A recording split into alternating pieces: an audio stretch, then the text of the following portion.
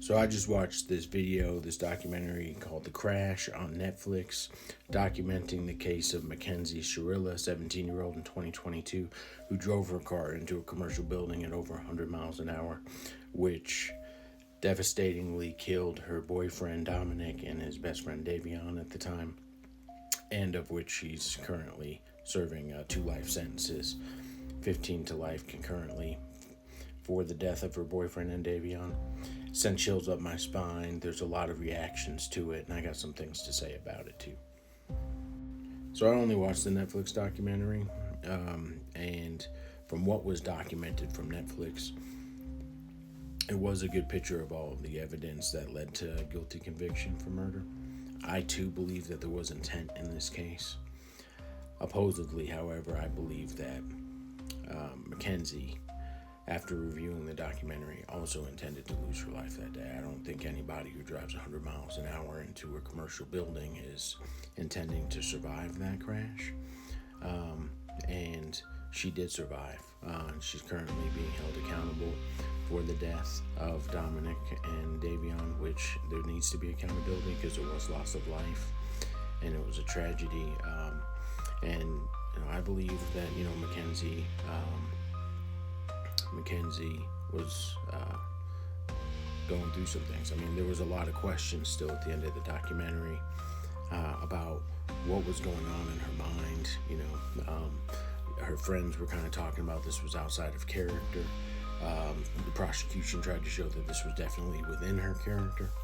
I think that there's been something that has been missed as a result of the lessening harm perception when it comes to the use of psychoactive drugs in our teenagers. And as an addiction counselor, I hope to shed some light there. Something that was said in the documentary that really bothered me, a couple of things.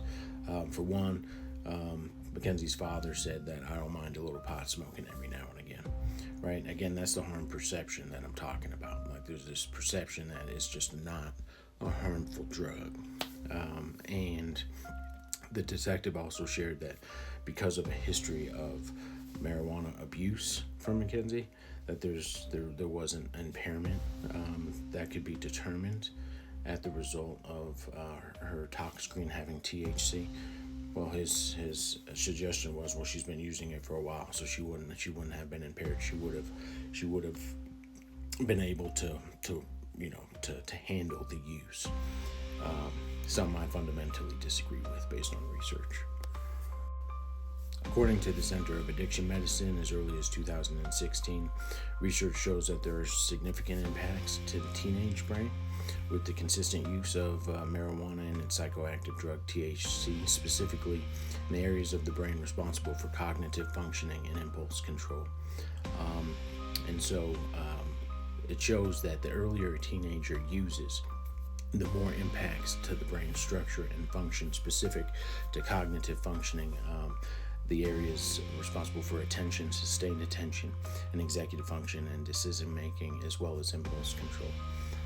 So, if she's been using for a long time, there would have been significant impairment in her brain, significant impairment to her decision making, to her emotional reactivity, and for her impulsivity, which definitely, I believe, contributed to the poor decision making that night that had led to the loss of life. Also, it was suggested because there wasn't a history of suicide ideation or suicide attempts on behalf of Mackenzie, that there was no way that she could have been suicidal. Well, as a counselor, I have seen that a history doesn't always contribute to one having a psychological crisis. Considering the amount of distress and again the impacts on her brain functioning as a result of consistent marijuana usage and abuse, a psychological crisis could absolutely have been evident in this case, where she wanted to lose her life that day based on the level of stress from potentially maybe losing her home, potentially from maybe losing her image, potentially from being separated from her boyfriend that she never imagined. That absolutely could have led to a psychological crisis and suicidality in this case. Now, do I believe that this gives Mackenzie a pass and that there doesn't need to be accountability? No. There does need to be accountability. Dominic and Davion lost their life that day. And, she is being accountable for it. She is serving the sentences for it. And I believe that there does need to be accountability. Is she solely responsible for it?